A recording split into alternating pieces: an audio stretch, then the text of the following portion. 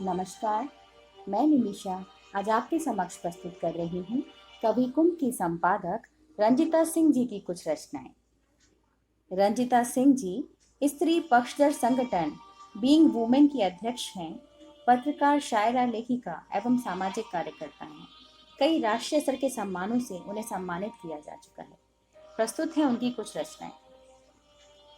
बिसराई गई बहनें और भुलाई गई बेटियां। बिसराई गई बहनें और भुलाई गई बेटियां नहीं बिसार पाती मायके की रेहड़ी। हालांकि जानती हैं इस गोधन में नहीं गाए जाएंगे उनके नाम से भैया के गीत, फिर भी अपने आंगन में कूटती हैं गोधन। गाती हैं गीत, आशीषती हैं बाप भाई जिला जवार को, और देती हैं लंबी उम्र की दुआएं। बिसराई गई बहनें और भुलाई गई बेटियां हर साल लगन के मौसम में जो होती हैं न्योते का संदेश, जो वर्षों से नहीं आए उनके दरवाजे। फिर भी मायके की किसी पुरानी सखी से चुपचाप बतिया कर जान लेती हैं किस भाई भतीजे का होना है तिलक छेका, किस बहन भतीजी की होनी है सगाई। गांव मोहल्ले की कौन सी नई बहू सबसे सुंदर है और कौन सी बिटिया किस गांव ब्याही गई है। बिसराई गई बहनें और भुलाई गई बेटियां कभी कभार भरे बाजार में झटकती हैं, देखती हैं बार बार मुड़कर, मुस्कुराना चाहती हैं पर एक उदास खामोशी लिए चुपचाप घर की ओर चल देते हैं। जब दूर का कोई भाई भतीजा मिलकर भी फेर लेता है आंखें, बिसराई गई बहनें और भुलाई गई बेटियां अपने बच्चों को खूब सुनाना चाहती हैं नाना नानी, मामा मौसी के किस्से, पर फिर संभल कर बदल देती हैं बात और सुनाने लगती हैं परियों और दैत्यों की कहानी, और सुनाने लगती हैं परियों और दैत्यों की कहानियाँ।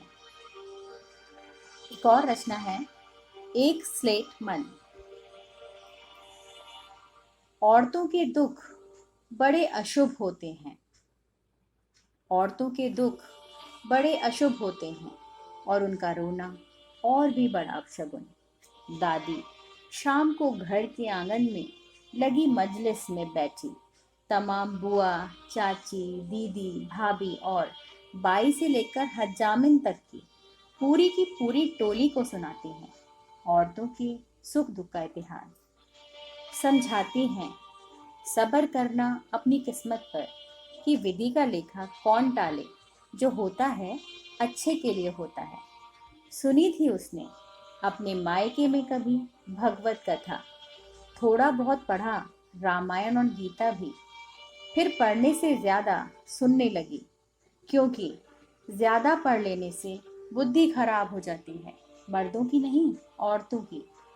पूछा था उसने भी कभी अपनी दादी से कि ज़्यादा पढ़कर खाली औरतों की ही बुद्धि क्यों खराब हो जाती है, मर्दों की काहे नहीं। तभी डपट के खींचे गए कान और फूंका गया था एक मंत्र, औरतों को नहीं, औरतों को नहीं। एक और रचना है सुनो प्रिय। सुनो प्रिय, जब मैं काकुले खोले आधे व्रत सी झूल जाऊं तुम्हारे आलिंगन में, तो उसी दम तुम मेरी कमर पर बांध देना सदी के सबसे खूबसूरत गीतों की कमर घनी, और देखना बहुत धीरे से सरक आएगा चांद मेरी हथेली पर, और फिर हजारों ख्वाहिशें फूलों सी खिल उठेंगी। धन्यवाद।